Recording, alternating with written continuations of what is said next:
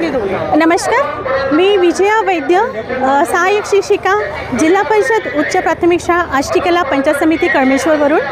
आज जसं की तुम्ही पाहत आहे की आम्ही सगळे शिक्षक लोक जे आहोत ते जिल्हाधिकारी कार्यालयासमोर इथे उपस्थित झालेलो आहोत।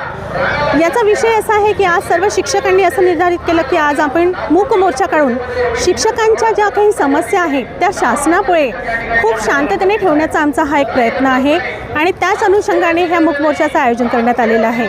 जसं की आता सुरुवातीला एक विषय मी सर्वात आधी माझ्या हातामध्ये जे तुम्ही बॅनर बघता आहे त्यामध्ये स्पष्ट लिहिलेलं आहे की आम्हाला शिकवू द्या। खऱ्या अर्थाने शिक्षकाची नेमणूक ही विद्यार्थ्यांना शिकवण्यासाठीच होत असते। ज्या वेळेला आम्ही डी.एड केलं त्यावेळेला फक्त आमच्यासमोर विद्यार्थी शिकवणं हाच एक उद्देश होता, परंतु जसजसं आता आम्ही सर्व्हिस करतो आहोत तर आम्हाला विविध अशैक्षणिक कामे ही शासनाकडून दिली जातात। कधी जबरदस्तीने, कधी कुठल्याही कारणाने आम्हाला ती करावी लागतात, परंतु खऱ्या अर्थाने त्यामध्ये आमची नेमणूक ही करायला पाहिजे का, हा एक खूप मोठा प्रश्न आमच्यासमोरही आहे। आणि हाच प्रश्न मी माझ्या सर्व शिक्षक बांधवांच्या निमित्ताने या मोर्चाच्या माध्यमातून शासनासमोर ठेवू इच्छिते। TET हा सध्या सर्वात गाजलेला विषय आहे।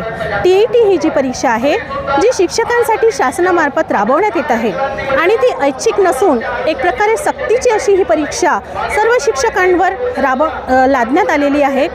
यामध्ये एक महत्त्वाचा मुद्दा असा मला आवर्जून सांगावासा वाटतो की ज्या शिक्षकांना रिटायरमेंटला 5 वर्ष राहिलेले आहेत त्या शिक्षकांना जरी सूट दिली असली तरी पण 53 वर्षापर्यंतच्या शिक्षकांना ही परीक्षा सक्तीची करण्यात आलेली आहे। शासनाचं एक धोरण असतं की विद्यार्थी घडवा, विद्यार्थी शिकवा। गावातून, ग्रामीण भागातून येणारा विद्यार्थी हा तुम्हाला गुणवत्तेमध्ये हवा असतो, त्यासाठी विविध स्पर्धा, विविध आयोजन, विविध ट्रेनिंग तुम्ही देत असता। उद्देश काय तर विद्यार्थ्यांना शिकवणं। मग ज्या वेळेला शिक्षक हा विद्यार्थ्यांना शिकवण्यासाठी राबत असतो त्यावेळेला अशा प्रकारच्या स्पर्धांचं किंवा परीक्षांचं आयोजन करणं हे योग्य आहे का, हा विचार पुनश्च एकदा शासनाने करावा असं माझं वैयक्तिक मत आहे। कारण की आमची नेमणूक जी झालेली आहे ती विद्यार्थ्यांची गुणवत्ता घडवण्यासाठी। गुणवत्ता केव्हा घडेल जेव्हा आम्ही विद्यार्थ्यांना शिकवू, तर आम्हाला शिकवू द्या। माझं हेच म्हणणं आहे की विद्यार्थ्यांना शिकवू द्या।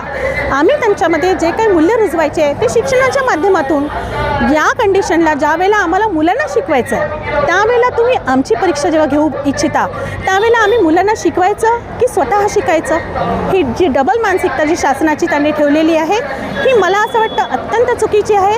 आणि म्हणूनच अशाच विविध मागण्या, ज्याप्रमाणे BOLचं काम हे सक्तीनं शिक्षकांना देण्यात येतं, शिक्षक हा शिकवण्यासाठी नेमला आहे ना तुम्ही, मग त्यांना BOLचं काम का?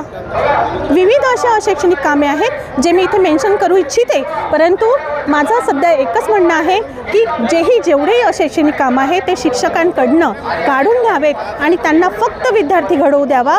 तुम्हाला जी गुणवत्ता हवी आहे त्या संदर्भाने तुम्ही ज्या काही योजना राबवाल त्यामध्ये आमचा उत्स्फूर्त सहभाग नक्कीच आहे आणि आम्ही देणारच, परंतु या वेळेला आमच्या विद्यार्थ्यांची तुम्ही परीक्षा घेत असताना मुलांची परीक्षा घ्यायची की तुम्ही आमची परीक्षा घ्यायची, विचार करण्यासारखा प्रश्न आहे।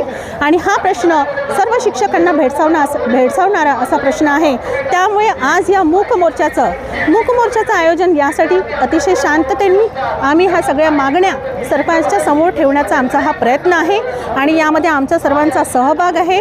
आमची शासनाला कळकळीची अतिशय नम्र अशी विनंती आहे की कृपया हा TETचा जो आदेश आहे, BOLचे जे कामं आहेत, अशैक्षणिक जे कामं आहेत ते सर्व रद्द करण्यात यावे आणि आम्हाला फक्त विद्यार्थी घडवू द्यावा, आम्हाला फक्त शिकवू द्यावे, आम्हाला फक्त शिकवू द्यावे। Thank you so much.